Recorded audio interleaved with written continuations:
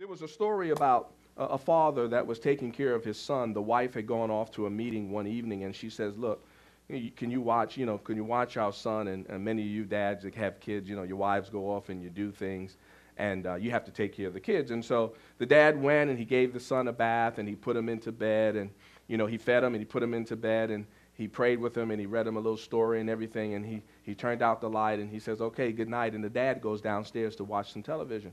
Well, like kids, if you've got kids, you know that, about 5 or 10 minutes into the beginning of the time that they're supposed to be asleep, they come downstairs. "Can I have some water? Can I have some water?" Ricky was really good for that. He would come downstairs. He would say, "Dad, I'm hot. I'm hot." I'm like, "Turn on the fan, Ricky. Turn on the fan." He turn on the fan, he come down. "Dad, I'm still hot. Can I have some water?" Okay, And your kids go through that. And they'll do that about 2 or 3 or 4 or 5 times, They keep coming downstairs and you keep giving them a glass of water and they go back up. And, all they're really doing is procrastinating to go to sleep. That's really all that's happening, right? And so you hear them up there and you hear them playing, or you hear them up there doing something, and you tell them, "Okay, you've got to go to sleep now. It's time for you to go to sleep." Anybody got kids like that? It's time for you to go to sleep, and they're having a hard time going to sleep. And so this kid was doing that, and, the dad went up and he gave him some water the first time, but then, the second time, and then the third time, and then the fourth time. And so, after about the fourth time, the father was getting pretty mad, and he says, "Listen, this is the last time. I'm going to give you this water. I'm going to cut this light out, and you're going to go to sleep. Now, this is it, okay? Or else you're going to get a whipping." And so the father goes back downstairs, and he's watching TV, and guess what he hears? He hears a little pitter-patter of the feet upstairs. And so the father's frustrated now. He's angry. He's about as angry as Mark's dad was, He's angry. And he goes to the bottom of the steps and he yells up and he says, "I'm telling you right now, you are going to go to sleep. And if I have to come up there, I'm going to give you a whipping. So you better get into bed right now." Well, then about a couple of seconds of silence, the little boy, he leans over the banister and he says, "Dad, when you come up here to give me a whipping, can you bring me a glass of water?" You see, you and I need to learn just like kids, because kids never stop asking. Kids never stop asking. And what God is telling us through his word is that you and I, as his children, watch this, that we should never stop asking. We should never, ever stop asking. Did you notice something else about this passage? That there are 3 words that he actually uses in this passage. He uses the word ask, he uses the word seek, and then he uses the word knock. Let me tell you a little bit something about the language that's being used here. All 3 of these words are what we call imperatives. In other words, they are commands. God is not asking us to do this. God is not saying, well, if you feel like doing it, you need to be encouraged to do it. These are actually imperatives. In other words, they are commands. God is telling us, he is actually commanding us to ask. He's commanding us. Not only that, each command, if you notice, is slightly more intense than the previous. He starts out real low and he says, "I just need you to ask." Right? And when you're asking and you don't get what you need, then God says, okay, then you need to seek. You need to seek. Seeking means that we search for the person. Saints, if you are asking God for something and you don't have the answer, then you need to seek God. That's what he's saying. You need to go back and you need to seek God. You need to say, "Okay, God, I'm missing something. I'm missing you, because I know that you always answer prayer." And we're going to get to that in a minute. "God, I know you always answer prayer. I am missing something from you." God says, "Okay, you've asked, but you haven't gotten your answer. Now I need you to seek." In other words, I need you to take it a step higher. I need you to seek me, God is saying. I need you to seek me. I need you to seek my word. I need you to seek my perfect will. How many of you know that sometimes we ask for something that's not according to God's perfect word?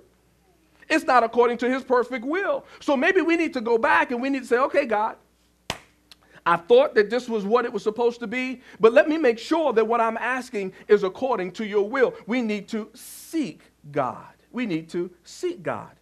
We need to seek the one to whom we are making the request. Seeking is actually searching after God. It's searching his word. It's searching his will.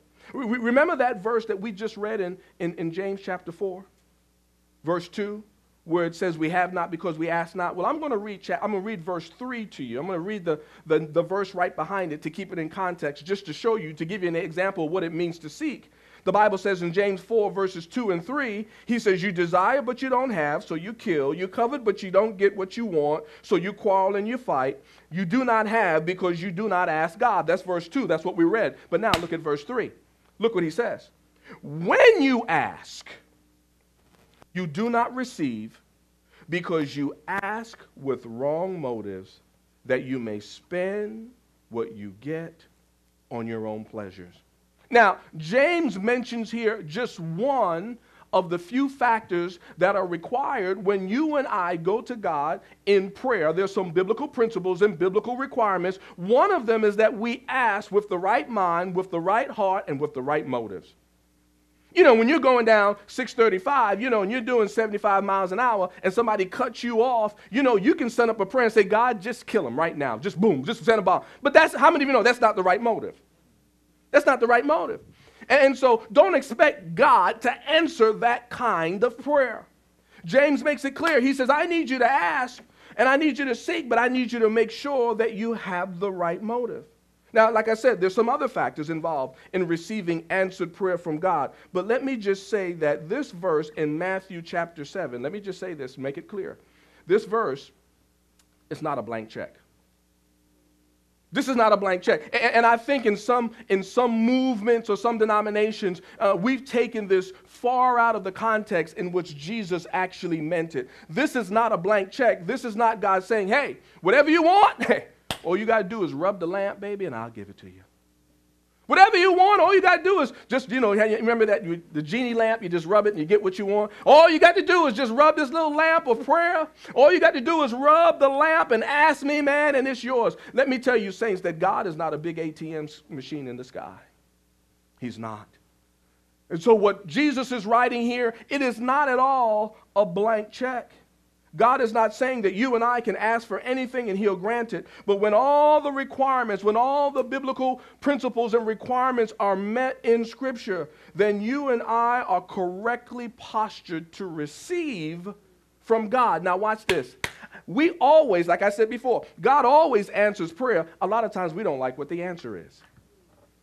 He always answers prayer. He always answers it. Sometimes we don't like what the answer is. Because when we think that God has answered our prayer, it's because he's given us exactly what we've wanted. But how many of you know that God knows what's best for us better than we do? So when he answers prayer, he may not answer it the way that you want it to be answered. He may not answer it at the time that you want it to be answered. He's going to cause you to wait, and he's going to give you something different. Look, in my experience with God, when I ask God for something, God always comes in with something better. Here I am asking, say, God, this is what I need right here. And here God comes in right up here. And so here I am. I'm looking for God right down here. And God comes in up here. And I'm looking all down here. And then when he comes up here, I go, oh, God, man, I was looking for you down there. How many of you ever experienced that? Where we're looking for something from God on the right side, and God done entered in on the left. Because he knows exactly what we need. He knows exactly not only what we need, he knows what's best for us, doesn't he? I mean, all the loving fathers and all the loving moms that are out there this morning, you know what's best for your kids. So when your kid says, Mom, can I have some pie, cake, ice cream, and candy before I go to sleep? You're going, oh, no. Oh, no, you're not going to be on a sugar rush before you go to sleep tonight. No. Did you answer their prayer? Did you answer their prayer? Yeah, you gave them the answer. You gave them an answer. It may not have been the answer that they wanted. Why? Because you know better. And that's what God does when he answers our prayer. So God says, I need you to ask. And he says, then I need you to move to the next level. I need you to seek. But then we ultimately get to the last level. He says, I need you to start knocking. The idea of knocking implies that there is, watch this, that there's a sense of resistance. That there's a sense of resistance. Hey, think about it. If the door of your prayer was already open, there would be no need to knock. But sometimes you may pray, and I know everybody in here has experienced this, and we feel like, well, the door's closed right now. The door is closed. So Jesus said, I need you to ask, I need you to seek, and then I need you to knock, because that's the implication that there is sometimes resistance in our prayer. We've all experienced when we've prayed for something and it just seems like, even though we really felt like we're hearing from God, we're moving in the right direction, that God is not answering our prayer. And what God is doing, he's saying, maybe I need you to knock. In other words, there will be times when there will be resistance. But Jesus is encouraging us that even if we see the door closed, guess what we should do? Keep on knocking. Isn't that what you do when you go to somebody's house? When you go to somebody's house and you just know that they're there and that you see all the cars in the driveway and you go up and you knock on the door and nobody answers, what do? You keep knocking. Then after you knock for a while, what do? You seek, you look through the glass, right? And then when you look through the glass, you see movement in there and you knock on the door. When we first moved here to Texas and we moved into our home, growing up in Brooklyn, New York, I was not used to all the glass on the doors. I mean, our door is just about all glass, and then there's a glass pane on the left and a glass pane on the right. And every time I walked by the door, I just felt like the whole world was seeing me because of all this glass. And I noticed, when we were first there for the first couple of months, people are selling a lot of stuff. And so they would come to the door and they'd ring the doorbell. And then after a few seconds, the next thing they would do is they would peek into the glass. Oh, man, and I just couldn't stand that. So I told my wife, I said, order some blinds and cover all that.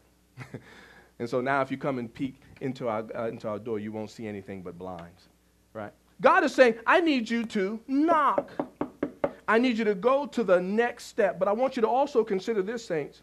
The image of knocking also implies that there is a door, resistance, but that the door can be opened. Jesus would never tell us to knock if there was no possibility, no probability that the door could ever be opened. Jesus says, no, there's going to be a little resistance. There are going to be times when you're going to pray and you're not going to get what you want, but I'm going to need you to knock now. The door is not quite open. You're not going to just walk through this. You're not going to walk into this situation like this, but I'm going to need you to knock. I'm going to need you to knock because God is saying this door, the reason why there is a door there is because it can be opened. God doesn't tell us to knock on brick because there's no entryway there. But when there's a door there, that means that there is an entryway, there's a possibility, there's a probability. I just need you to knock. Doors are meant to open. They were made for the purpose of entering.